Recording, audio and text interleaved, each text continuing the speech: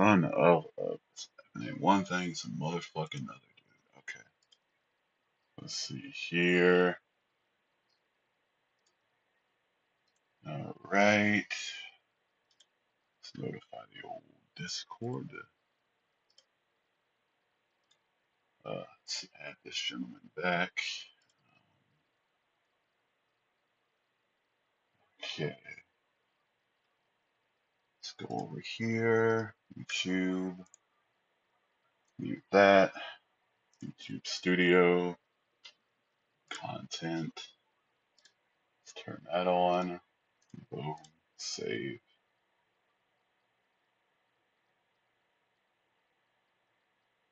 All right. There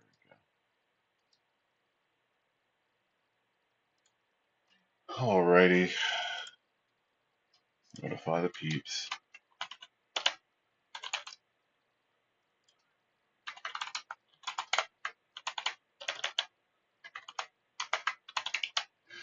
All right. Let's see here.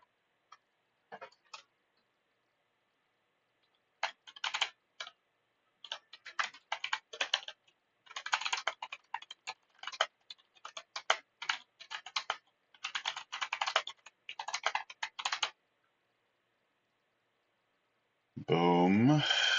Please don't tell me. Okay, there we go. Horrific audio. Oh, sheesh. Did I accident? I probably accidentally reconnected. Oh, that's why. Yep, yep. Yep, that'll do it. That'll do it. That'll do it. What's up, Kermit? Good to see you. How's your day? How's your night? Looks like we're chilling. Um. Okay, now we just wait for him. I messaged him in Discord. What's up, Jinx? Good to see you. How's your day? How's your night? How's your strife? How's your wife? How's your plife? In OBS, it changed my setting from like to the default device for my voice. I don't know why. I don't know where. I don't know who. I don't know when. But looks like we're good now. Should have my normal whatever the fuck going on. Never use Discord. Oh, okay. Let's see here.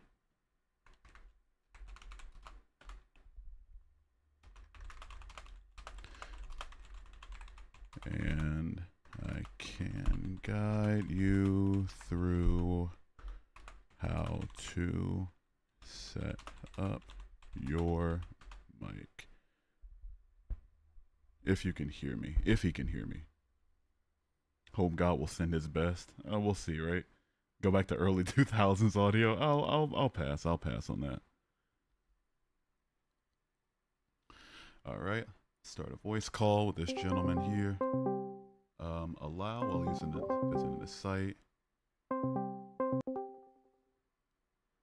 See if this works. Got it. Mr. Unchained Skeptic, can you hear me? I can. Can you hear me? I sure can. Sweet, sweet, sweet, sweet. Oh, I'm not seeing a picture though. I mean I hear you just fine, but I can't I'm not seeing the picture here. It looks like it's still loading. So I don't know if you're going video or not. Oh no, I don't Uh, do video. I okay, keep that's all the fair. stuff hidden. Yeah, Yeah. that's fair. Yeah, no, that's fair, man. Alrighty. That's all good. Let me turn you up in my. You're a little quiet on my end. I think it's my fault though. Let me see Okay. here. Audio. Let's turn it up to like 100. All right. Say something really quickly. Yo, yo, yo, Oh, let's get this that's much better. is that There we better? go. Yeah, it's better on my end. Perfect. Perfect. All right. Let me change my prompt really quickly. Skadoosh and skadoosh and boom, boom. Nope, not that, not that. Oh man, did it not? Oh fuck! It's fucked my sources. Okay. Give me a quick second. Just let me put the prompt up. Yeah, it's all good. Could have swore like let me set all this shit up ahead of time, and this is what I Yeah, get no, for. it's all no, man. This is all like I said, this is my first time. I set up a Discord account today, like literally today. So yeah, this is all new to me too. So it's all good. Yeah, we can get everything all I will Squared away. yeah, I'll tell you really quickly on Discord. Leave while you can. There's nothing good to be found on this platform. I'll be You mean honest as with far you. as like what? You mean as far as like content or? Just general dumbassery on Discord. Yes, I don't know if I it's mean, as far okay, like as far as like in comparison to like say TikTok, is it kind of the same type of like so just mindless kind of stuff or like what? so with Discord you can set up like private servers and like Right, communities and things like that. And I don't know right. what it brings out of people, but it just brings just the worst, most. I don't get it. I'll never get it. I mean, that just sounds like the internet in general, you There you know? there you go. But yeah, I have a I mean, YouTube is like really my only I have a I have an X account and then a I have a TikTok, but those are just the only reason I open those is to engage with, other debates and conversations, Got you.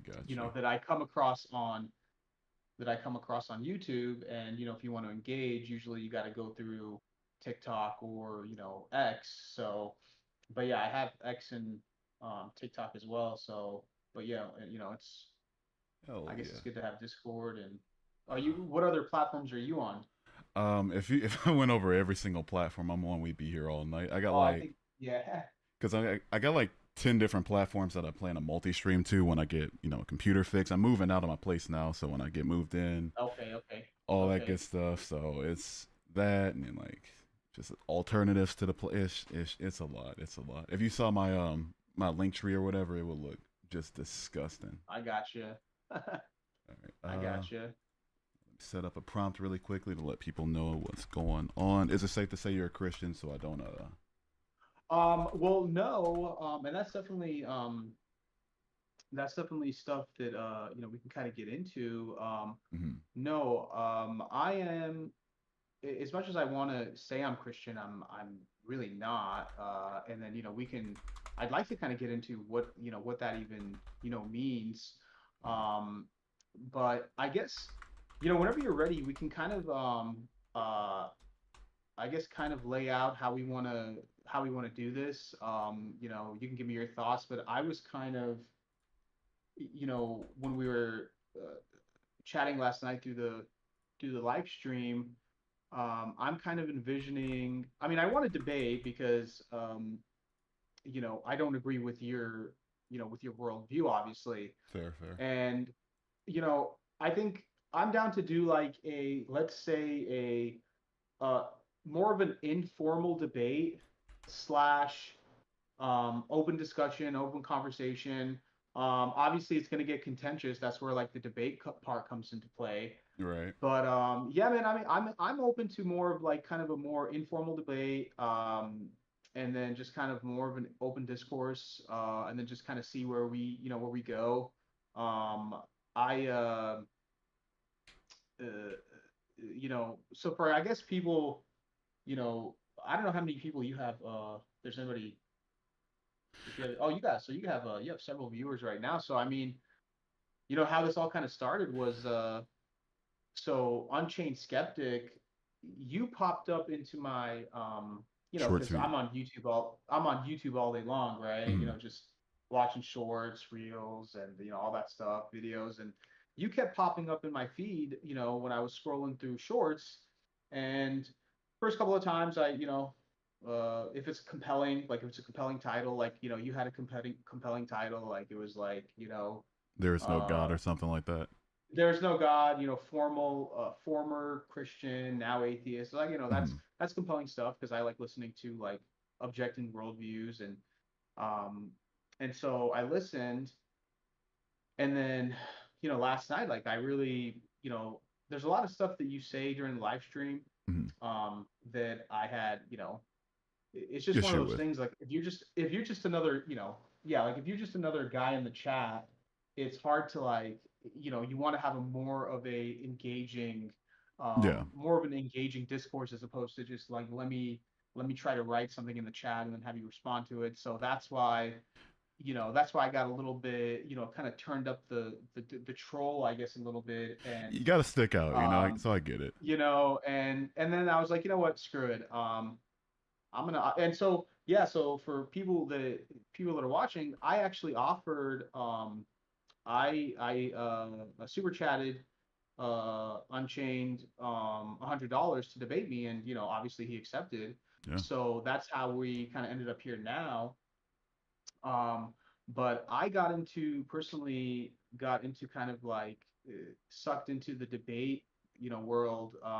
Like I said, kind of because I was online. I started live, I don't know, maybe 15 or 20 minutes before you got on. So Hmm. I was just kind of yapping about, how I kind of found um, the debate community sphere Yeah. on YouTube, which there's a massive, massive debate community. Now, I mean, I don't know if you consider yourself a part of the debate community, but or you just kind of have your own channel and you do your own thing. But Yeah, more you so like know, just content creation over debate in sure, particular. sure, yeah, yeah. Yeah, And slash, I mean, it all boils down to, at the end of the day, it all boils down to just entertainment, right? I mean, no, fair. I wanted to do this, and I do disagree with you, and I do want to kind of, engage with you with your ideals Mhm. and your worldview, but it's more so just because I enjoy it, it's fun. This is my first, and I don't know about you, but this is my first online debate. Uh, I've never debated anyone online. not I've not had mine. No, conversations and debates with not yours. no. It's I used to be Okay, so around you the block a debated, yeah. little bit more. Yeah, I Okay, used to be a lot more into the sphere of actually like offering like one-on-one contentions back and forth or whatever. But I yeah, don't know. It cut too many people out of the conversation, and also people were exhausting. People are exhausting. So just more so veered yeah, into yeah. let's hang back a little, vibe out a little bit more, and just have a general discussion with Sure, whoever yeah, scrolls yeah. in. Yeah. And that's cool. And I'm down for that too. Like, I mean, Mm. I guess we can kind of start off because because I watched your one of your videos that you posted recently, like about a week ago. It was just Mhm. basically, it was like a 12-minute video of Why I love how Christianity. you, yes, Mhm. yes. And um, I had questions on that video, and I mean, if you want, I guess we can kind of start with that, and I can maybe ask you some, clarifying questions, Sure. Yeah, let's go for it.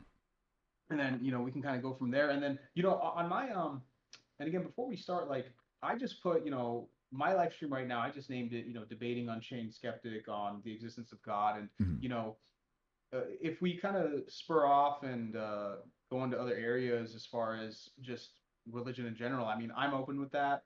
But I mean, I, we can just kind of stick just to that, or we can kind of just go with the flow, like yeah, you said, and just kind of see where we go. I typically stick with just religion because I feel like there's Sure. more Yeah. meat on the bones of arguing something objectively false or correct with religion versus something like, I don't know, for instance, like politics or something. It's where it's Sure. more Yeah. so Yeah. more feelings based. So Yeah.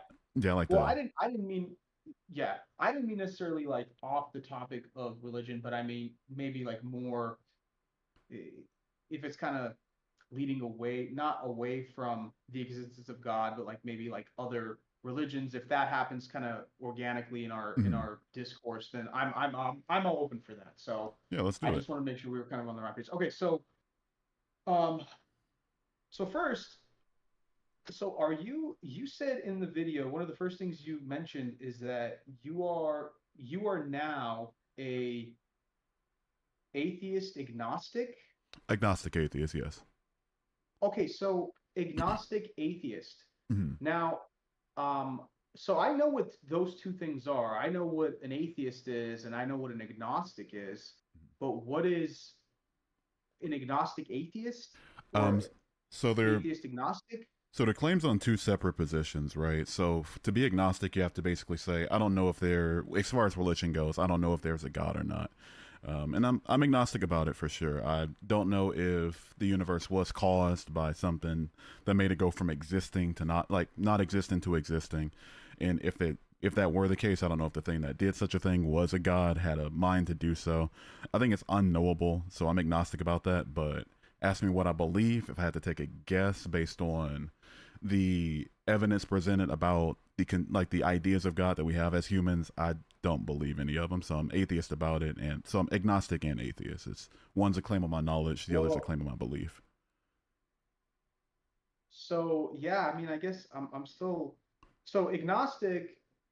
Uh, so atheist, okay, atheist, from what I understand, the definition of the word is that you are convinced that you don't believe that God or Satan exists, period. Correct. But if you're agnostic, you you're not sure. Like you are open to the possibility that there could be a God, but you don't know if there is a God for sure or not.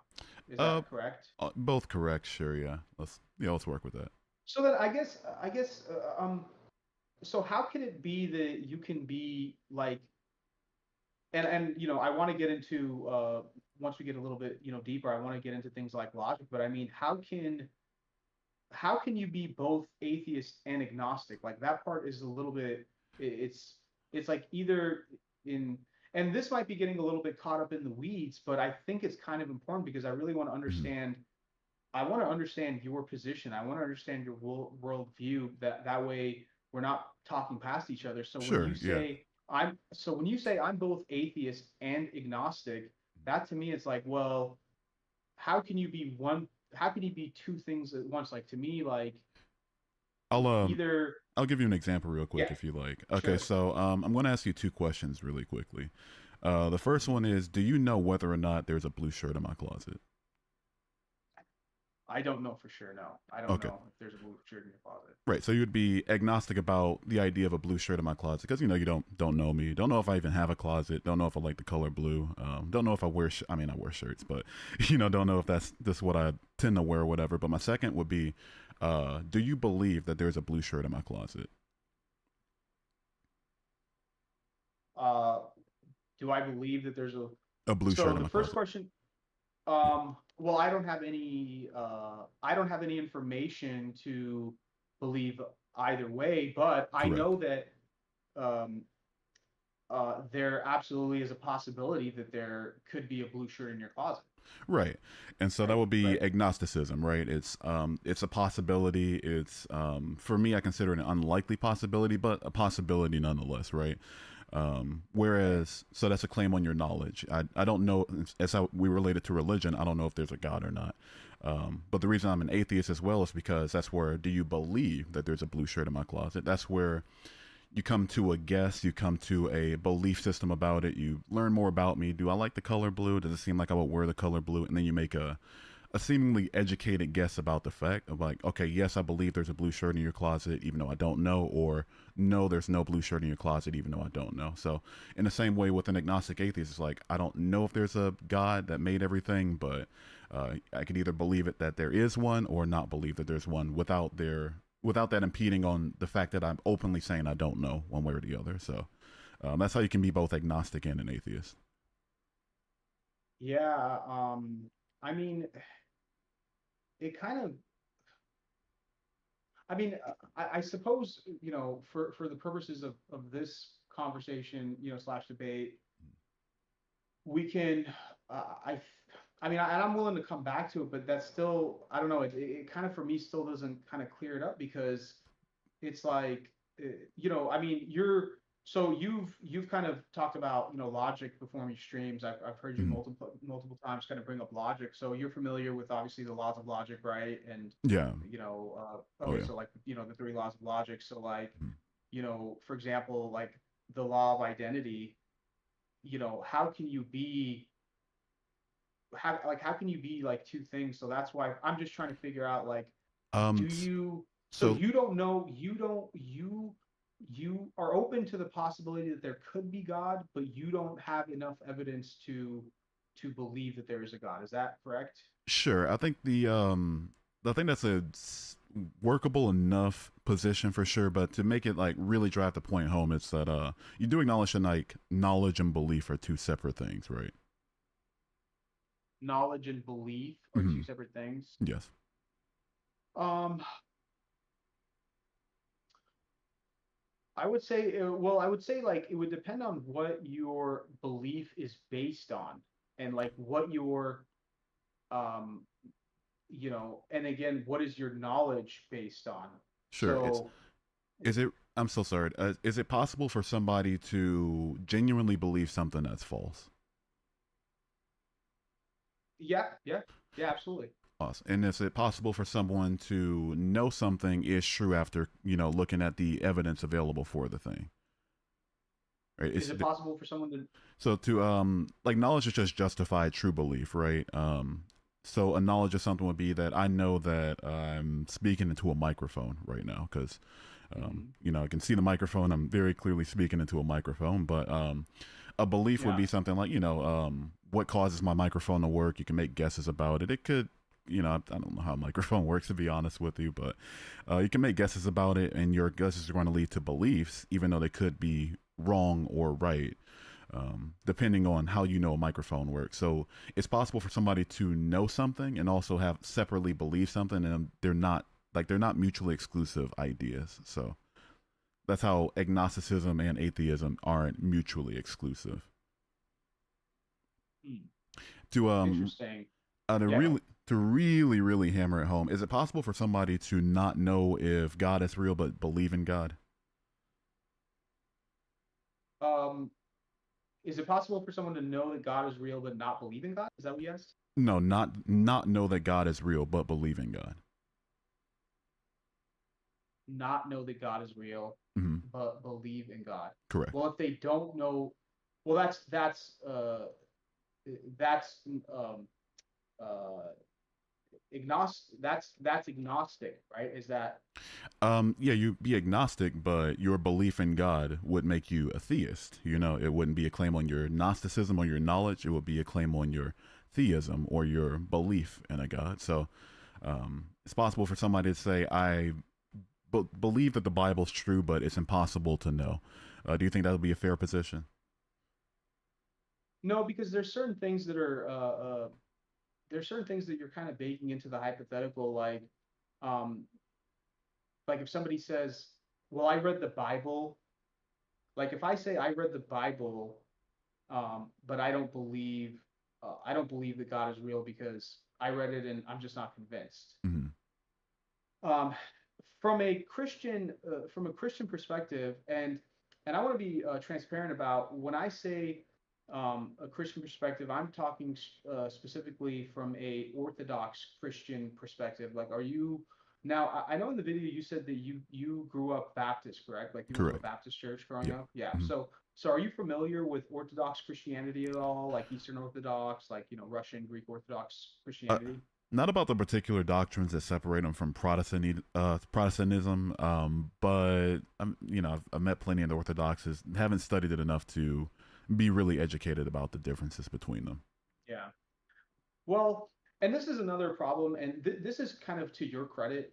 This is kind of to people, as far as like people with you who hold your worldview. Hmm. Because I listened to, like I said, that video that 12-minute video, and it's totally understandable. It makes sense. Somebody, growing up in a Baptist church where you kind of saw this stuff that you go like, yeah, this isn't Christianity, where, because you talked about how one of your pastors was having like an affair with, Hmm. multiple women and, all this other stuff. The point that I'm getting at is that there is a massive problem. I believe, I believe that Christianity is the one and true religion because Hmm. I do believe that Jesus Christ was real. I believe that Jesus Christ is our Lord and Savior, right? All that stuff. Um, but uh, there is a problem with Christianity because there's a massive heresy problem. There's a massive, and once you kind of, and again, I don't claim to be any type of expert. I am not an expert, but I have been learning more about Christian history and just the history of the church over the past 2,000 years. And once you understand the kind of the general um, you you understand kind of the general overview of the history, starting with like the Great Schism. it kind of makes sense why there's so much heresy in Christianity because, like, If for example, I'm so sorry you to, would agree with me. uh, uh, Yeah, you know, go ahead. no, you're good. You since you're leading to a question, I'll answer it. Well, it wasn't necessarily a question. It was just basically there is a massive problem with heresy because, like, for example, like Mormonism, you know, you know about Mormonism, right? Like, Yeah, it's complete nonsense, right? But it is yeah. technically they believe in Christ, right? But it's like it's complete heresy because Joseph Smith, who was the founder of Mormonism, he basically retroactively wrote himself into the Bible Hmm. to make him be the prophet, which no, like that's not Christianity. That's so far from it. It's complete heresy. So there's a massive problem. And so what I've learned is that, like you said that, if you read the Bible and you just find all these contradictions, right? So my question is, okay, what makes you, if you read the Bible, well, like let's just say one verse, right? You read a verse in the Bible and you interpret it a certain way. How do you know, like if you're a Baptist, right? You're a Baptist, you're going to church every Sunday and you read, and what Bible did you read when you went to Baptist church? The NIV, bad translation, but since then I've read the NRSVA, the New Revised Standard Anglicized one, which I, Uh-huh. you know, So do you think that layman's, so like you and I are layman's, right? We're just average guys. Would you agree? I, sure, yeah. I, I don't claim to be an expert by any means. I'm sure you don't claim to be an expert in Christianity and the history of the church. Mhm. But do you think that we as laymen's are qualified to interpret the text of the Bible? Because as you know, I'm sure you know that the Bible is a combination of several books that have been kind of put together, right? I So think do we you as think that we as I think we as people that understand the language that we all share with with the language that the Bible was written in, at least the one that we have access to, that's what makes us qualified to at the very least get a solid guess of what the words are trying to say, right? I think if we can read something like Jesus died on the cross for our sins and all that good stuff, and read it in English, since we share the language of English, if we were to read something like that and come to the conclusion, it means like, okay, well, they're saying that Jesus was nailed to a cross by the Romans, died, rose up again on the 3 days or whatever. I think if we can read that well enough because we can understand the language that the Bible's being communicated in, then I think that makes us at least partially qualified to be able to say whether or not the narrative contradicts itself in some parts. Yeah. okay, okay. So well then, let's say you and I, we are reading the exact same uh, Bible, like we're reading the exact same version of whatever Bible. You and I reread the same verse, the exact same verse, but I come out with a different interpretation. You come out with your own interpretation. So we read the exact same verse, the exact same Bible copy, but we have completely different interpretations of what that text is trying to convey. So, how do you and I, two laymen who, we both admitted we're not experts, how do you and I determine whose interpretation is correct or more correct or less correct? How do we go about doing that? I don't know. I want to say you defer to an expert, sure. Maybe somebody who's scholarly. Who would be the expert? Well, who would be the expert? I don't know, like a scholar or something. You know, I Like think. just any scholar or Yeah, I think that's about as best as we could have definitive, reliable access to. Sure. well, yeah, but I mean like that's kind of a vague. I mean, just any scholar. Like, I mean, like what if they're not a scholar of philosophy or theology? Maybe they're like a scholar of U.S. history or like just like I mean, any scholar is any Well, there. scholar from your I'd imagine we're talking about like the Bible here, so I would hope that that implies that we're talking about a biblical scholar, right? okay, yeah. So like a biblical scholar. Yeah. Um, so well, what makes the biblical scholar um what makes them qualify? Like, so is it because they went to, I don't know, a Bible school and they got a diploma in, you know, religious history or like what would you say? Religious history, theology, things like that. I think they're going to do at least better, right? I'd imagine there's somebody who probably has more qualifications to the history, the Sure, intentions of the way it was written. But I mean, sure, sure, you look sure. to who But at the has end of you look to who has some sort of worthwhile education in the field. I would hope we do that for every field. So I would hope we do that for the Bible when there's a misunderstanding as well. I think that that's fair, but I mean, well, at that point, even though the scholar is probably a little bit more versed in the the vocabulary, right? Maybe they're a lot more familiar because they studied it, right? Like they're familiar with the biblical terms and maybe um the like the time, the era of whatever, whether you're talking about the first century, second century, maybe they're just more familiar. But wouldn't it still be at the end of the day just kind of their own personal interpretation? Like, well, what if you have, and this is something that is this is something that happens where you'll have two scholars, right? You'll have two reputable scholars.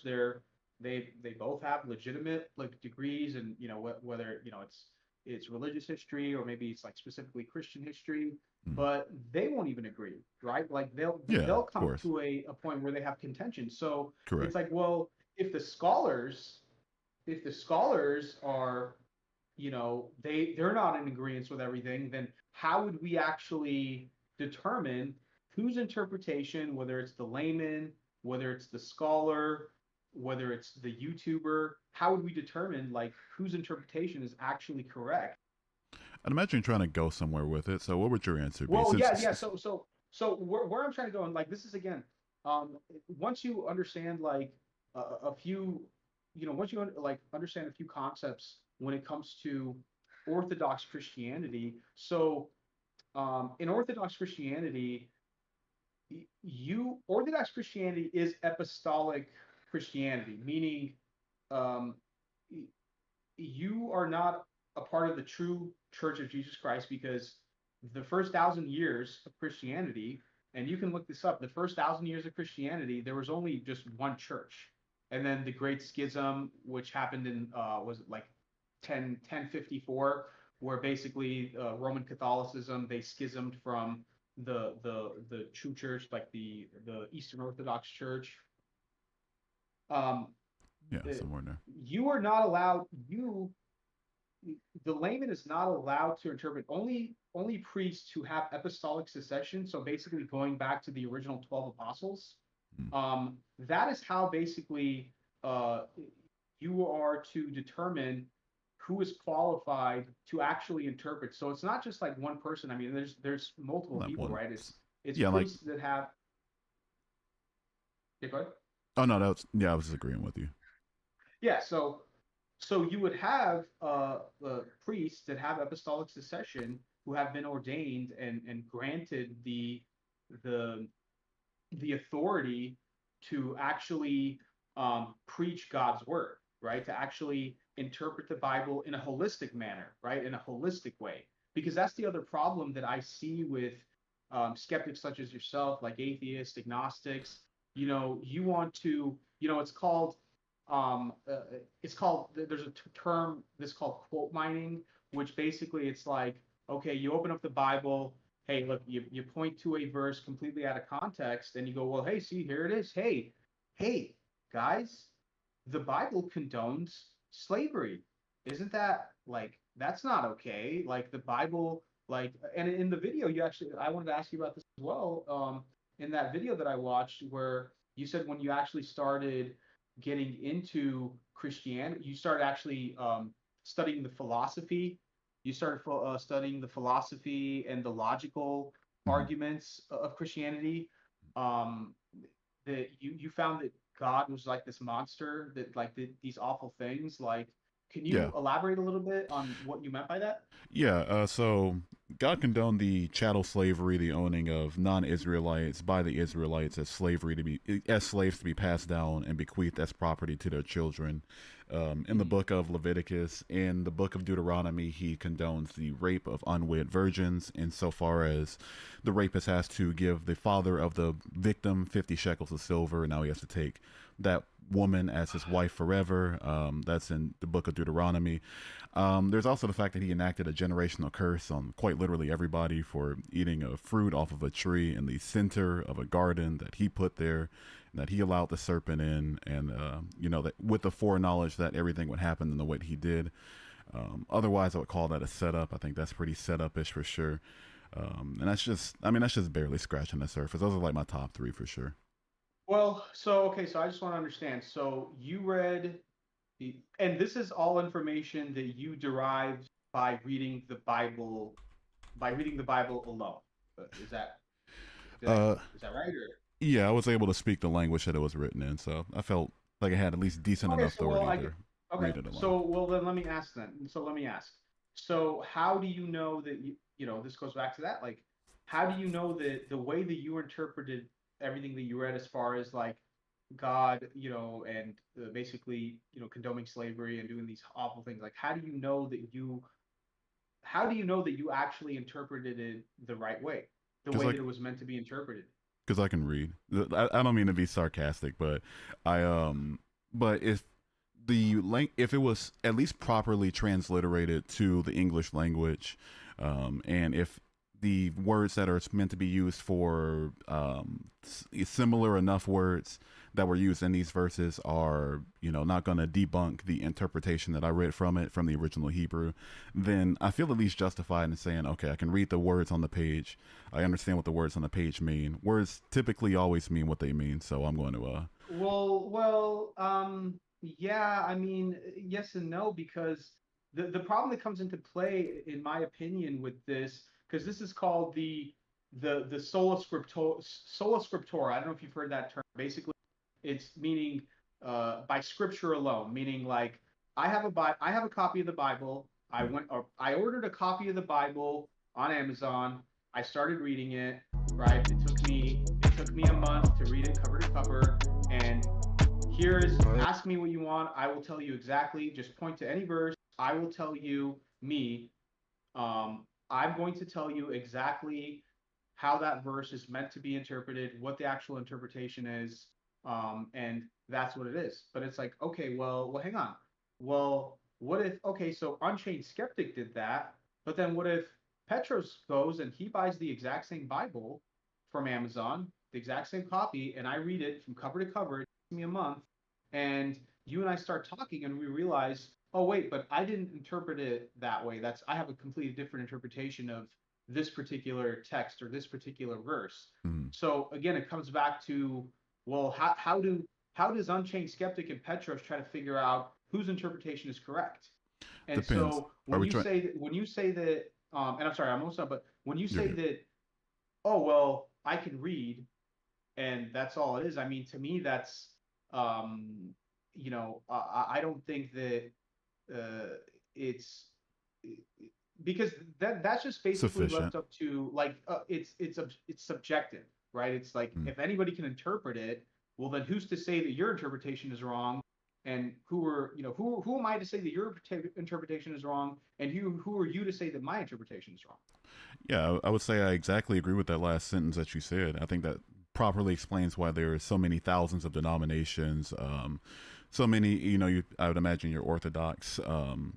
If you're talking about the Orthodox Church, I've heard similar from Catholics. Obviously, I've heard similar from Protestants. They're going to be a little further removed, to be fair.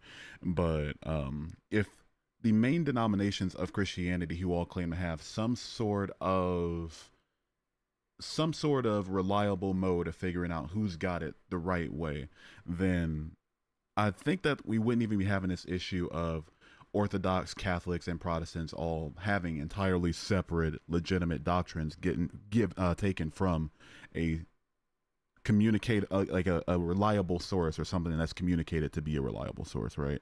So, yeah, I'm right there with you. Is that who's to say who's wrong about their interpretation? Fair, but That properly explains why there's such a vast fragment of different, a vast connection of different scriptures, denominations, Sure, yeah, hermeneutics for what's sure. supposed to be a one book, one story communicated by one God, right? Right. Well, and and the thing is, it's not, and another thing that I've kind of learned is that it's not, I mean, look, we're talking about, when you're talking about 2,000 years of history, and this is the other part, like, um, that you have to kind of acknowledge is that religion and religion and humanity is very, whether you're religious or not, you can't deny the fact that religion has been extremely intertwined with human history. I mean, it's you can't like. I was actually having this discussion with a buddy of mine who, he's the one who helped me set up my Discord. But we were talking about how, um, oh God, I lost my train of thought. Oh, it's good. Take your time, man. Yeah, I'm yeah. not a rhetorical Randy. Uh, no, it's all good. Um, oh my goodness, I literally lost my train of thought here for a second. Yeah, no, take your time. I'm here.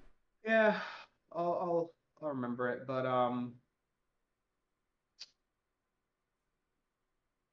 oof, what were we trying to say?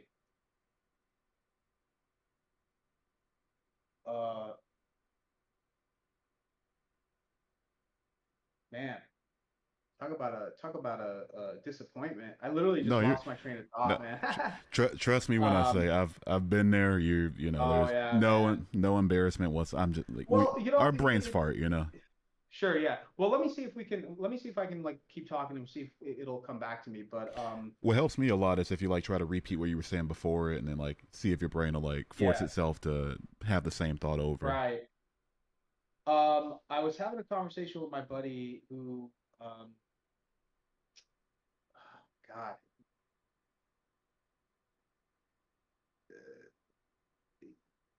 yeah, man, it's not coming to me right now. Like That's all good. but I know that if we talking like it'll just like randomly be. But Okay, sounds good. um, yeah. So again, it just all kind of comes back to, um, just as far as like, again, kind of beating a dead horse, but you know, the whole idea that you can read the Bible and well, there's the canon of scriptures too. Like Hmm. that's the other thing I've learned is like, the oh, I now I remember. Okay. So we were talking about like the whole you like separating church and state, right? Where you know there was like this fight to separate church and state, like in schools, right? Where you can't Mhm. be like talking about religious things and all that stuff. And then like, when you're talking about politics, to kind of keep, like you got to keep religion out of it. But, when you think about that, um, it's actually kind of impossible to separate church and state because if you're a politician, right? If you're a politician, you're a lawmaker, a congressperson, um, everything that you do as far as public policy, as far as passing bills, everything that you do or you support or you back is going to be, um, it's going to be dependent on your worldview. So if Mhm. you are a Christian, right? If you're a Christian and you happen to be a politician, you happen to be in public office where you're in charge, you have power over, laws that are being written and policies that are passed. All of your opinions about those bills and those laws or how they should be written is going to be based on your Christian ethics. And same thing if you're a secularist or if you're an atheist. So the whole concept, I guess, what I'm trying to say is that it's almost impossible to separate church and state. Would you agree with that?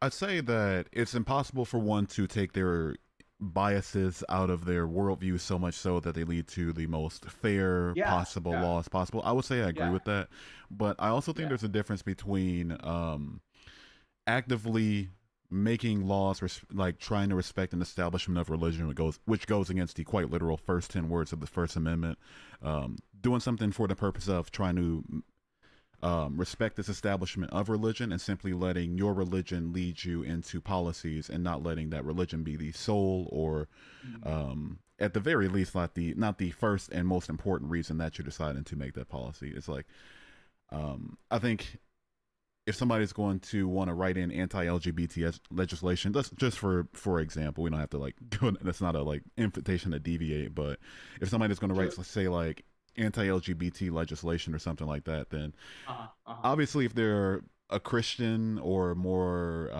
Old Testament about things, they're going to be, they're going to veer more into wanting to write anti-LGBT legislation. But there's a difference between letting their theology be the reason that they try to get this into like to pass this versus simply looking at the facts and why they want to write this in a law and simply being biased by, if that makes Sure. any sense. Yeah. Yeah, yeah, that makes sense. So that was kind of like a little. We did kind of like deviate a little bit from the topic, but it was just something that it was just something that I wanted to kind of I guess kind of as a side note. At But yeah, least I at mean, least touch on, I yeah. think we're kind of and I mean it seems like unless I'm completely mishearing you, but it seems like we're kind of in agreement with that it is difficult to because everything you do I mean, generally speaking, right? I mean, when you get up in the morning and whatever it is that you do during the day is all going to be dependent, on your worldview. If you're a, if like if you're a devout Christian and you get up every day and if it's a fasting day, you fast. And that's Yeah. the other thing is like, Yes. um, Yeah, it sounds like just we agree on the difficulty that comes with separating one's like worldview, beliefs, even as far as that goes with their yeah, religion, versus yeah, away from the way that they maneuver the world around them. I don't think that the difficulty in that constitutes someone trying to use their particular religion as the sole reason for enacting legislation and being anti, first 10 words of First Amendment of the Constitution, right? yeah, yeah. Yeah, that makes sense. I just gotta. It looks like I'm just now seeing this message that I gotta turn you down. Like, so am I okay? Is my audio okay? It's good in Like, my ear. It looks because okay. I got somebody saying that you gotta turn it down a bit. You're super quiet. Okay, yeah, it's probably Well, just on your stream or whatever. Do you use yeah, OBS or Streamlabs or? I'm using Streamlabs, Uh, so I guess if I can turn this down, I don't know. I mean, you're coming in fine. do you see the I part at mean, the top of your mixer that says desktop audio? desktop. It should be it should say scene collection, sources, and then mixer, like three tabs below your Oh yeah, scene. yeah, I see this now. Yeah, yeah, All yeah, right. I see it now. You could either turn mic and aux up, that'll turn you up for your stream, or you can turn desktop audio down, which will turn me down for your stream. Depends on if you like, depends which one you want to go Yeah. for. So I think I don't know. Is that better? Dark Days. You tell me. Is that better? Or mic auxiliary? Let's see. Is that better? I really don't know. Well, okay. We'll wait. We'll see what he says. But I mean, yeah. I think I think we're okay. Okay, So sweet. anyway, so I want to go back just real quickly. And by the way, I guess I should have. Do you have a? Because I can go I can go as long as we need to. But I mean, do you have a dead like a hard out or like? Because I know you stream pretty much daily, right? Or you stream nightly? Nightly, yeah, about 5 times a week, Yeah. somewhere in there. Okay, yeah. So I'm not sure what your schedule is tonight, but if you whenever you need to get going, or I guess I mean let me know like maybe when you're I don't know when you gotta go in like whatever I don't know Yeah, 15 no 20 worries. minutes and then maybe we can kind of wrap up. Oh no, you're But good. yeah, but I'm willing to go because there's some other stuff that I really want to get into. So cool. Yeah, I'm good until like So it's 3 a.m. my time, which should be about oh shit yeah. So you got 11 yeah. p.m. Yeah, I Okay, yeah. got time. So Yeah. yeah, so we're not on any kind of time frame. Cool. Yeah, yeah, no, we're good. So I I want to go back just a little bit. I guess to kind of try to um kind of drive my point home as far as this whole um this whole concept of just anybody can read the Bible and just come up with their own interpretation. Mm, And then once we kind of wrap this section up, maybe we can like move on to something else. But okay.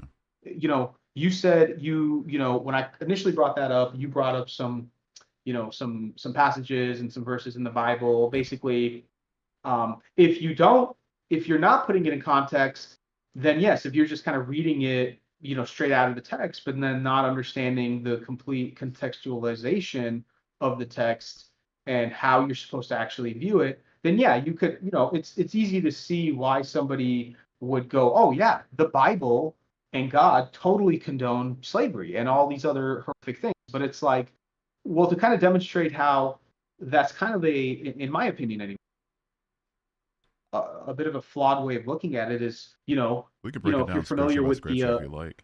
yeah, well, I mean, well, not even necessarily that, but I mean, you're familiar with the God in the Exodus, right? So Mhm. basically, where God delivered the Hebrew slaves out of Egypt, Yeah, right? So in that, so let's take that story, right? Because that story is in the Bible, sure. correct? It is. So if we look at it from that perspective, like from that that particular story, it kind of contradicts the stories that you brought up, right? Which I because God is taking the Hebrews out of slavery, and then the other one is like the letter to Philemon, basically where Paul met one of Philemon's slaves as a runaway because he was a runaway slave, and Paul led him to God, and basically told Philemus that or Philemon that he is no longer a slave. You can't treat him like a slave. mm, So you know it's I guess the point that I'm getting at is that yeah, you can kind of like nitpick and cherry different stories to kind of to fit to go along to kind of support your narrative that like the Bible supports these awful things. But it's like, well, if we're just going to go off of sola scriptura and just by like my personal interpretation alone, then I can bring up stories from the Bible that kind of contradict what you're saying. So that's just kind of like what I wanted to kind of like my I guess my wrap up to that particular contention that I kind of had. Oh, it might be here for a bit then, because I would say I disagree with the idea that the exodus of the Israelites is going to disprove the idea that God didn't condone slavery, at least of non-Israelite people. In Leviticus chapter 25, he delineates between two separate groups of people and how they're to be treated as slaves. And for Okay. the Israelites, he says clear as day. If you take each other as slaves, you have to let each other go after 7 years. You have to be only indentured serve. It can only be indentured servitude basically for the purposes of paying off a debt. At least that's where it'll get you to from the verses of like 8 through 40ish somewhere in there. But in 44 through 46, he says your male and female slaves are to come from the nations around you. From them you may buy slaves. You may also buy some of the temporary residents living among you and the members of their clans born in your country, and they will become your property. You can bequeath them to your children as inherited property and can make them slaves for life, but you must not rule over your fellow Israelites ruthlessly. So, um, the reason I tried to be as intentional with my words earlier when I said that God condoned slavery, I made sure to throw in the part that at the very least God condoned the slavery of people who weren't Israelites, and so long as they were being owned by Israelites, and it doesn't say anything about the non-Israelites owning each other, but the chattel slave, like the chattel property slavery, was something that was, according to Leviticus, very clearly condoned, so long as it was the chosen people doing it against the non-chosen people. And so all that would, if we put that into context, I would imagine that the exodus of the Israelites doesn't prove that God doesn't condone slavery in the slightest, and more so just that God chooses Israelites as his favorite people.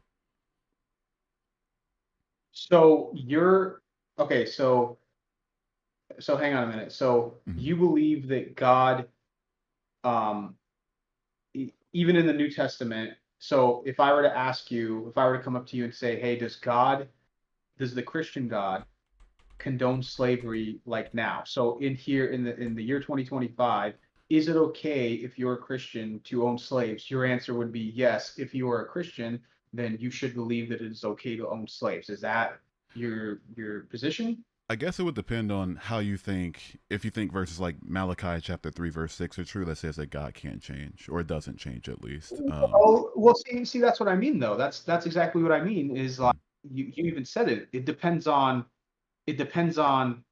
how you. It depends on how you're interpreting the text. So mm. again, like now we're kind of getting circular, which is like, okay, well now we're going to go back to this issue again about, well, how am I supposed to know that is the correct interpretation, and how am I supposed to verify that your interpretation is correct? I guess it depends. You're Orthodox, correct? Am I safe in saying that? No, and so I should probably clear that. Mm, So I am a uh, uh I am not a practicing Orthodox. fair. I currently, because, and this is something that okay, so I'll give you a little bit of background on, just so you kind of understand, where I'm coming from. So I'm Armenian. I'm Armenian by heritage, Hmm. right? I don't know, I'm sure you've heard Armenians before. Yeah, capital of Um, Yerevan, right? That's correct. Yes, that's right. Yeah, So I was actually sweet. born I was born in Yerevan, Okay. but my family immigrated to the States when I was like 3 years old. So I grew up on the West Coast. So I'm very Americanized. Um, and Armenia, I don't know how much you know about Armenia and its history as far as like Christianity and religion. Armenia is a part of um, the Oriental Orthodox Church. So that's different than the Eastern Orthodox. That's different than like Greek Orthodox, Russian Orthodox. The Oriental Orthodox Church comprises of six different churches, which are like one is the Armenian, the other the Ethiopian, and then there's like the Indian Mana Kargra, something like that, and then there's the Coptic, and then Assyrian Church, and then there's one more, I believe, if I'm not mistaken. So growing up, and Armenia, as far as like history, you can look this up. Armenia was one of the, and I guess there's like a big debate between like Armenians and Assyrians upon, about who were actually the first people to accept Christianity as their state religion. Mm, But Armenia, at the very least, was one of the first, I guess, regions or countries to accept Christianity as their state religion in like 300 AD. But even with Armenian Orthodox Christianity, so even with Oriental Orthodox, there's because if you ask somebody that's Eastern Orthodox, so if you ask somebody that's like Greek Orthodox, Russian, or Antiochian Orthodox, they'll tell you that um, uh, Orientals actually they have a heretical view of Christianity because there's differences as far as like their beliefs in like the nature of Jesus Christ, like whether or not Jesus Christ had two distinct natures. So, and that's like this whole other thing. So, but growing up, all I knew was that, oh yeah, Armenians are Christians. So if you'd asked me growing up, so 36 right now, I mean, I'm not sure how old are you, if you don't mind me asking? I'm 29. Oh, you're 29. Okay, Yeah. okay. You sound a little bit older. I thought you might be maybe even a few years older No, than me. I But get yeah, like okay, I interesting. get 50 sometimes. Yeah, I'm no. Oh, okay, yeah, it's interesting, interesting. Okay. So I grew up, I mean, up until like a couple of years ago, maybe even more recently than that, if you just asked me like, hey, Petros, what are you? Like, I would just say, oh, well, I mean, I'm Christian, but that never, it doesn't really mean anything because like we went to Sunday school when I was a kid. So we went to Sunday school, like every Sunday, but then well, I stopped once we moved up, because we lived in, the LA area when I was a kid. But then we moved out of Los Angeles and out of California. Um, Me and I got siblings. We just stopped going. We didn't go to Sunday school, and then we just stopped. We didn't go to church. Even to this day, I don't go to church. I've been to church, but I mean, I think it's been probably 5 years I've attended a church event. So I don't go to church regularly. I am a complete, basically just a modern day like degenerate, right? Because uh, and I say that because being a degenerate these days, it's so I'm not like ashamed to be like, yeah, I'm a degenerate because you know, like if you watch porn, you are a degenerate. That's degenerate behavior. Ooh. But but again, we live in a time where now, like most people, if you ask the average American, like, hey, is there anything like morally wrong with watching porn? Most of the average person will tell you like, no, there's nothing wrong with watching porn, right? But there actually is, because that's degeneracy, like, right, according to like Christian ethics. So I can't claim to be something that I'm not. So as of now, and I don't know if this is, I'm kind of gish galloping, kind of going all over the place, but again, it's just to kind of give you an idea of where I'm coming from. Pretty good at the I way, I do man. not consider myself, yeah, I don't consider myself a Christian, but I am kind of on that journey to really um, becoming a Christian, and hopefully becoming an Orthodox Christian, and being a catechumen, getting the receiving the forget the term, but basically, I want to get to a point where if you were to ask me, I would say, yes, I'm an Orthodox Christian. This is the church I attend. This is what I believe. It's But part as of. of right now, I'm I'm sorry, sorry. go ahead. Yeah, it's part of your current theology that God doesn't change. Is it part of my current theology? Yes. Yes. So, yes, it is. And that's another thing that I want to. Did you have a follow-up question to that?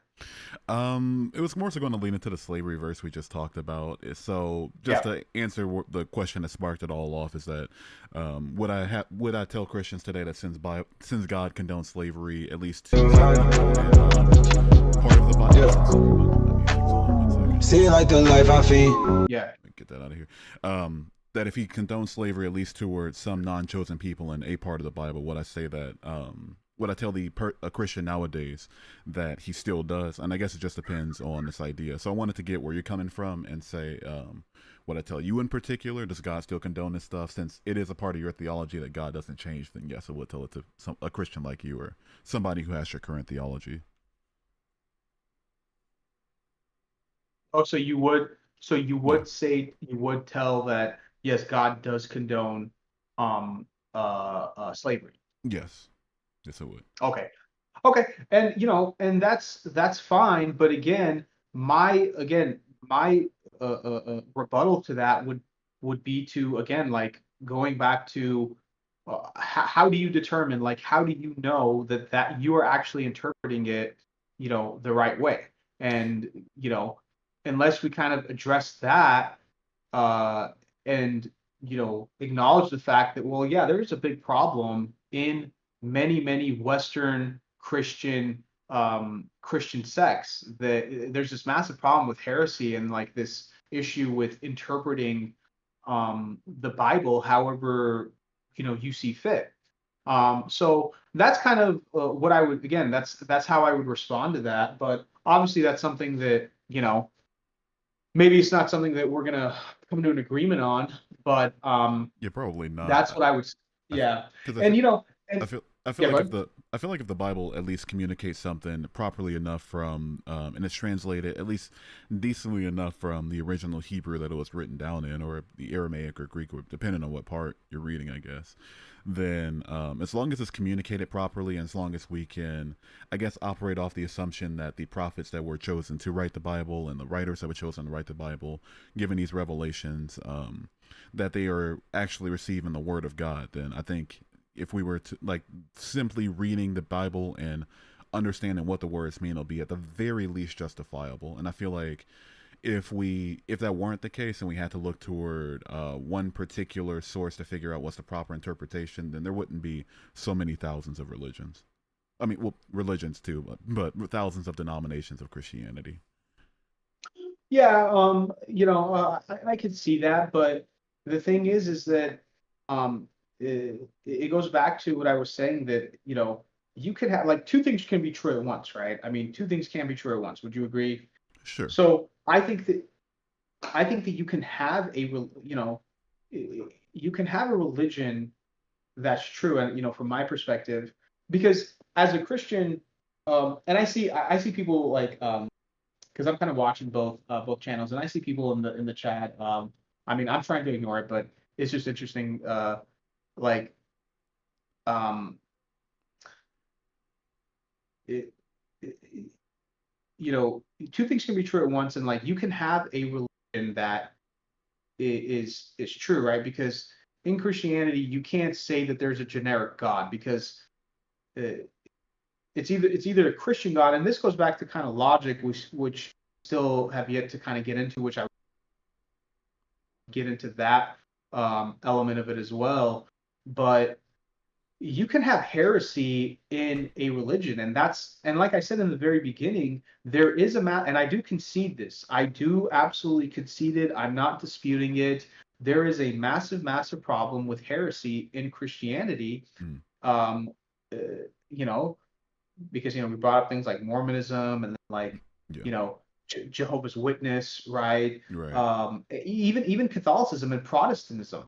Protestantism in Protestantism, you have like female clergy and female pastors, and in and that's heresy. Like you can't, it's like in the Bible.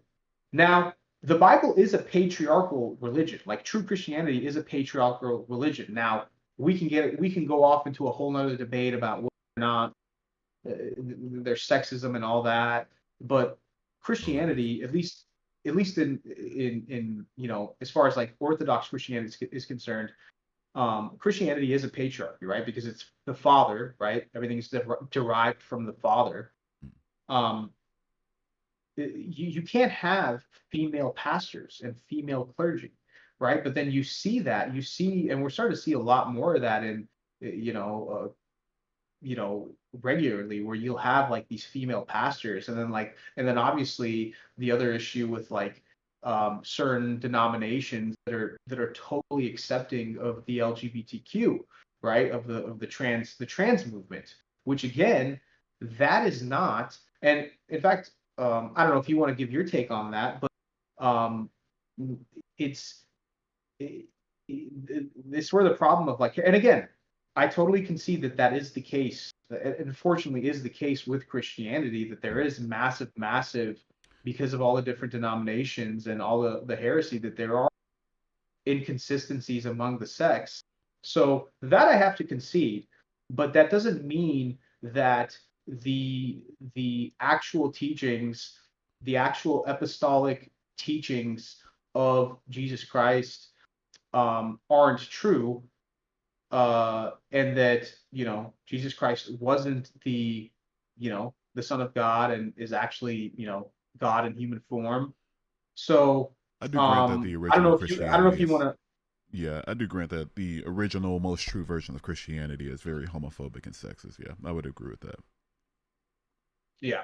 Um, and yeah, and like I said, that's something that, we, I mean, we can get into that, but again, it's like, I I mean, I feel we can kind of leave that aside now, which that's Yeah, something we that I'm can. I'm willing to like again, yeah, Yeah, we come can back, leave either that come for. back to that or even, We can leave yeah. it for even another So day.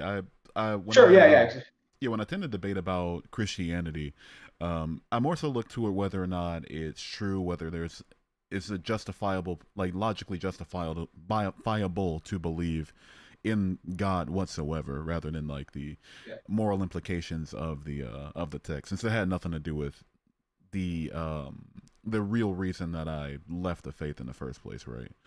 Um, yeah, yeah, got yeah, the ball rolling, but didn't score the goal, yeah, so to speak. sure, sure. Yeah. So I do want to talk about kind of move to logic, because it's something that we keep bringing up, and obviously you've brought it up in streams. My favorite. So as a my biggest argument, like if I were to if we're having a debate and my goal is to, whether it's try to convince you, but I guess in this case is just more so like, for again, it's like just entertainment purposes, like this is like very fun for me. Like I'm having a really good time. It's been, and you've been very, respectful and cordial. And I think we're having a great discussion. You know, Thank you. I don't know what people in the chat are saying, but it's like, it doesn't matter. I'm glad that we're engaged and all that. So, um, with that being said, um, uh, if I'm arguing with like a secularist slash atheist agnostic, I think I think the most convincing argument is the transcendental argument for God, which again, Mm. it's not something that I'm not an expert in, but to me it makes sense when you kind of grasp a few of the fundamental ideas. It it's hard to kind of work around it, you know. I think So there's pretty easy ways to work basically, around it. Yeah. okay. So let's start with, I guess, i-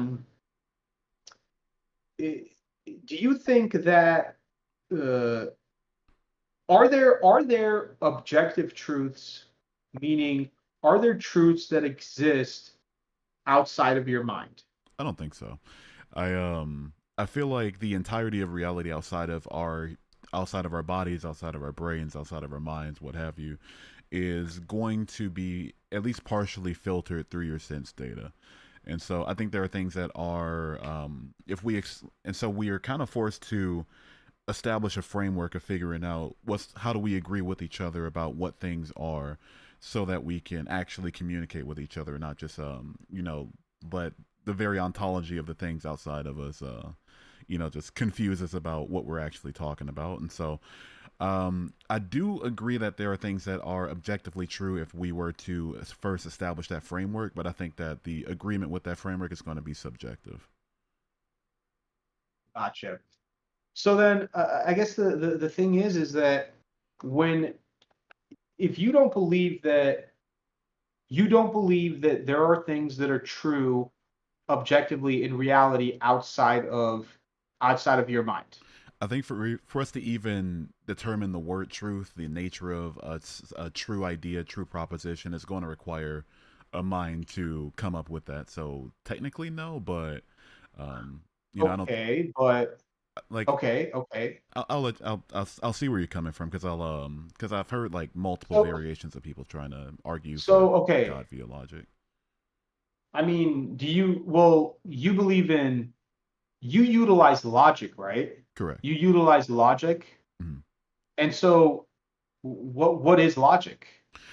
For me, logic is the three laws that govern our ability to properly parse the world around us in order to communicate with each other.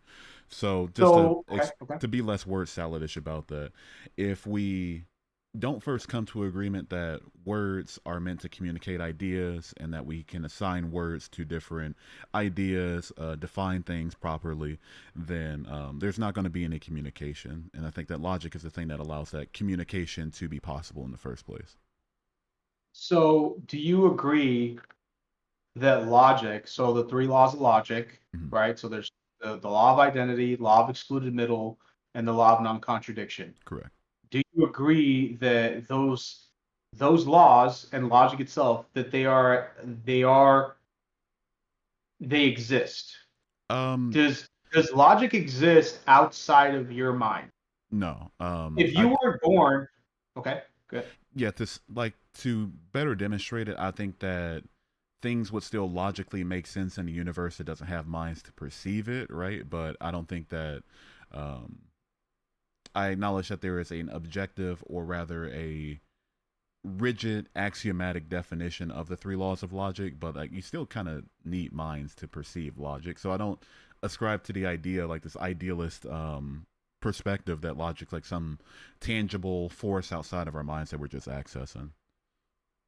Well, okay, but I mean, the point that I'm getting at is that logic is you utilize logic, right? Because Correct. do you agree that without logic, you can't have mathematics? Do you agree with that?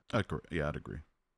Yeah, and without mathematics, you don't have any of the hard sciences, right? Correct. You don't have physics, biology, chemistry, none of that is possible without mathematics, and Mhm. mathematics, you agree, is not possible without logic, Correct. right? So then there are okay, so there are truths, right? There are truths that don't need you to interpret it in order for you to say, oh yeah, that's real. So logic is logic is not something like if you agree that logic is real, which it sounds like you agree with me that logic is real, there are all the laws of logic. Mm-hmm. Are you able to show to me in the physical world, like, can you show me where logic is in the material world that we live in right now? You're sitting in your room, I'm sitting in my room. Like, where can I show me where? Tell me where I need to look to in order to see where logic is. So when Whether we it's by smell, by touch. Where can I actually see or feel logic? So when I say the word real for logic, or I don't mean ontologically real as some sort of tangible force outside of ourselves. I think it's epistemically real in that if we first come You to the mean conclusion, metaphysically? You mean metaphysically? Like uh, metaphysically, right? I stick with epistemically. It's necessary for you to accept logic in order to have a dialogue with the average person. Well, yeah, Um, but then why though? But why though? That would be my like. You said it's necessary for you to accept it. Why is it necessary for you to accept logic in because order of to like have discourse? because they're going to be axiomatically true, right? It's like for instance the law of identity, P equals P. If we first establish a framework of saying that okay, we agree with each other that there are definitions to words, definitions to ideas, that these definitions are at least are at least trying to paint an idea. Like you, if I say the word microphone, you know what I'm talking about since we ascribe to this framework. But so when we ascribe to this framework, then that's going to allow us to come up with truths about this framework proven itself to be true.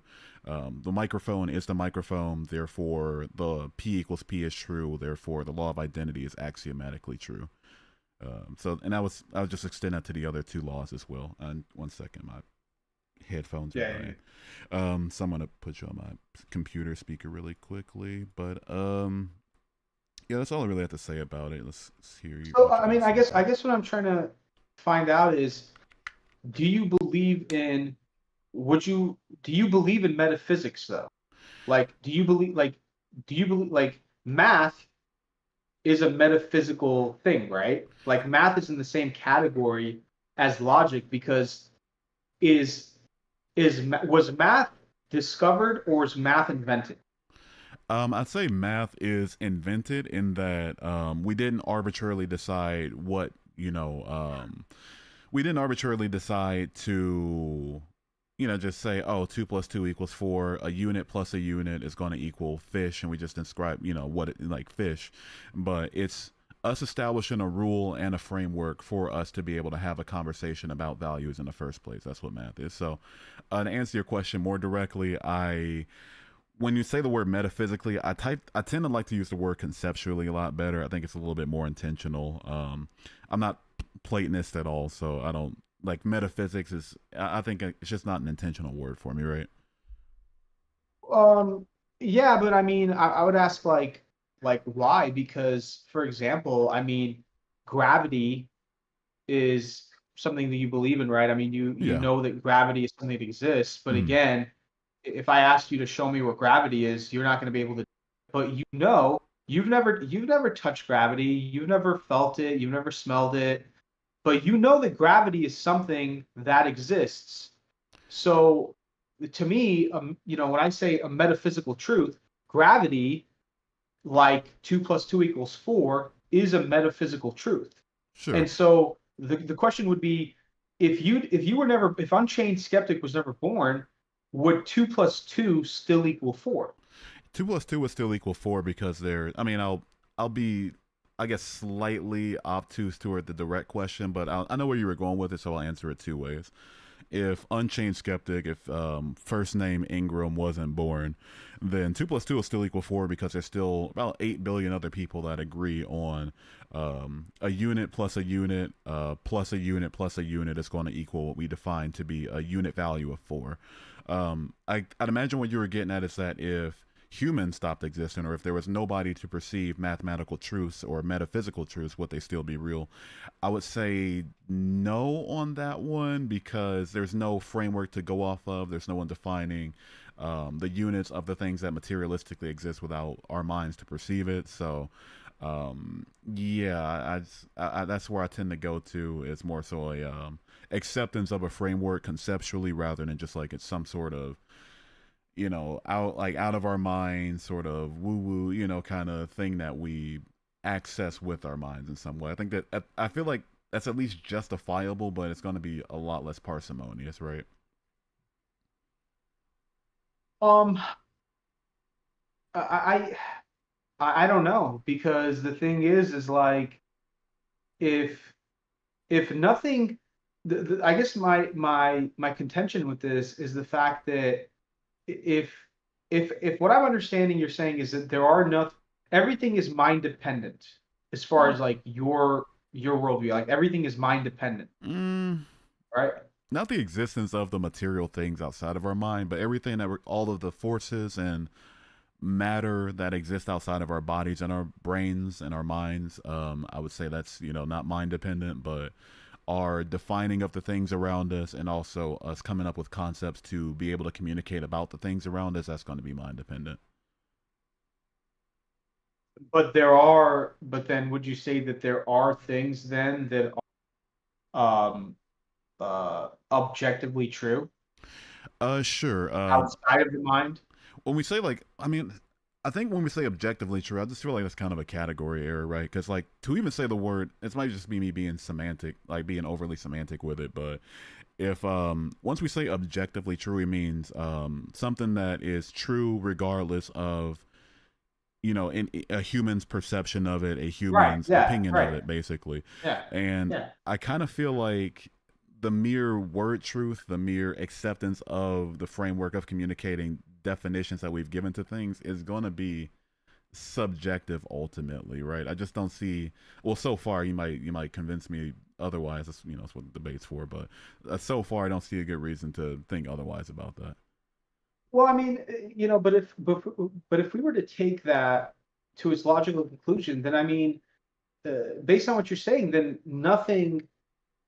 Then okay, well then I guess why should we just believe that um, there is no possibility for the existence of God or there is no God? Period. If I mean, if everything is so, like, how would you determine what is actually true? Like, do you believe in like what is like from your perspective, what is truth? Like when I say I want to find the truth. I want to get to like from your perspective, how do you even go about determining what truth is? Because if things are if the way that you're explaining it, if it just boils down to like everything is mind dependent, then how do we even determine what truth is? How Because do we we determine? Yeah, because we have to establish a framework to be able to even communicate things to each other to get to true propositions. And to answer that question directly, I think that truth is just going to be a true proposition. I think it's going to be an axiomatic definition. Truth equals truth. Something that is a thing, being the thing, is going to be a truth ultimately, right? yeah, but And that's I mean, yeah, okay. so it's like, just to make sure we're both on the same page here, it's like if the concept of, I keep using my microphone as an example, but I love, it gets things across nicely. Yeah. If humans didn't exist, if all of a sudden, I don't know, Thanos snapped everything living out of existence, my microphone is not living, so my microphone would still exist. But for us to be able to even call it a microphone, to establish this like framework dependent definition of what a microphone is, that disappears. So the concept of a microphone disappears, even though the materialistic matter that makes up what we call a microphone still exists. If you get me. So um, I just don't think that concepts are going to hit that same standard. I think those are going to be more so like epistemically true in that we are accepting words to be able to communicate rather than that they're just like things that we accept, and that exist outside of ourselves in the same way that material reality and the forces that govern it exist, right?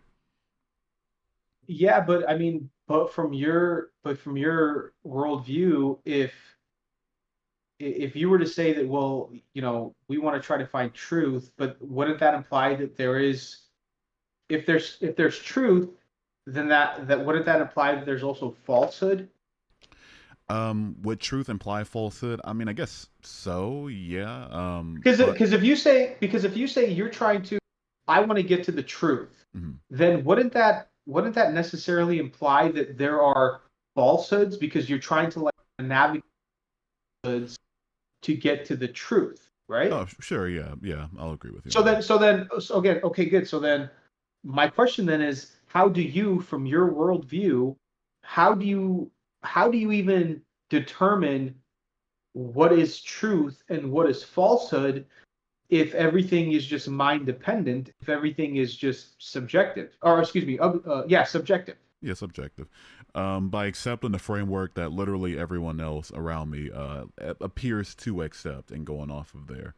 Um, if everyone around me defines the thing in front of my face right now to be a microphone, we can determine that, okay, we can at least agree with each other that the truth of this thing in front of me right now is that it's called a microphone, and that'll be considered the truth. Um, Okay. and But what if so those people, but what if none of those people were there? Well, whoever's telling you that that thing in front of you is a microphone, what if those people weren't there in the room with you to tell you like, hey, that thing in front of you is a microphone? Would that thing still be a microphone even if they weren't in the room telling you that that's a microphone? I Would it guess it still be a depends. microphone? I guess it depends. Have I ever learned the definition of a microphone from the definition everybody else has accepted? Like Um, if I'd never learned what the word microphone means, but I found this device in front of me, um, uh-huh. would it still be a microphone? I wouldn't know what to call it, or at least it would be what everybody else besides me has defined to be a microphone, but I'm not aware of that definition, so it becomes something either possibly something entirely different, or I don't know, maybe one in a few billion chance that I end up happening to call it a microphone too, right? Well, sure, but I mean, the only reason I brought up the microphone is because that was kind of the example you used. But I mean, it's not just what we label the thing, right? Because microphone, right? The microphone is just the label for that device. We yes, I mean, I suppose you are right that collectively we have we have given this thing that transmits our voices Mm-hmm. online, we have collectively labeled it a microphone. Yeah. But if we weren't there to label that thing a microphone, would that thing still be a microphone even without us labeling it a microphone? Would it still have the same functions and do everything that it does, even though people weren't around to label it a microphone? Yeah. To my answer to that would be that it would obviously still have the same physical functions. It would still be made of the exact same pieces of matter. For me, it's the metal and foam, plastic, and stuff that makes up mine. It would still materialistically exist, but there wouldn't be anybody around to call it or agree on it being a microphone. And Yeah, so, yeah. for me, I would, if we want to argue that there's like some sort of tangible, like idealistic idea of concepts that we're accepting, I would just have to see evidence for that, right? Because until then, I would just think that we're all just operating on mass agreement versus just there being definitive truths that we're accessing. Yeah. Okay, well, I mean, I guess then at that point, I still don't, I guess I'm still confused about how you come to determine, from your worldview, how you come to determine what is truth and what is not. And really, to go further than that, I'm not even sure how you even justify utilizing, I should say, logic, like the laws of logic, without appealing uh, to to something outside of human existence. Because again, this goes back to, if you and I didn't exist, if you and I were never born, would the laws of logic still be, do the laws of logic still exist and are still true even if, Unchained Skeptic and Petros were never born? I don't think so. I think with nobody around to with nobody around, there's nobody to communicate with each other. With nobody to communicate each other, there's no need for a framework to operate off of to in order to communicate with each other. With no framework, there's no logic. I think that things wouldn't break logic physically, right? Like Yeah. if humans didn't exist, rock still existed. The physical thing that we know as a rock would still be a rock. That would still but there's nobody around to define it to be a rock. There's nobody around to determine the truth value of calling it a rock based off of the definition that we gave to it. So I'd say, in that regard, in my view at least, no. Yeah. Well, I mean, I guess that would go back to that old saying, right? Of like, if a tree falls in the woods, but nobody is around to hear it, did it actually fall? So I guess that's kind of what I'm getting at is, you I know, mean, I if mean, you say everything is, that's easier to determine, though, right? Because I mean, trees are made of matter that's going to give off a sound if it falls and hits other things that give off sound if things strike it in a certain way, right? So, does it make a sound? I mean, if it, you know, is made of the same matter that otherwise makes a sound, then yeah, it would make one or just be nobody around to hear it. I would, I don't see that same standard for logical truth, though. I'm just not seeing it demonstrated personally. I'm not seeing how things would continue to be axiomatically true, how truth value would exist, and things like that, without humans to define what truth is, what a proposition is, what language oh, is, what communication is, what sure. logic is, things like Well, that. okay. I mean, for example, uh, you said that you don't think that math was discovered, it was invented, Hmm. right? Yeah.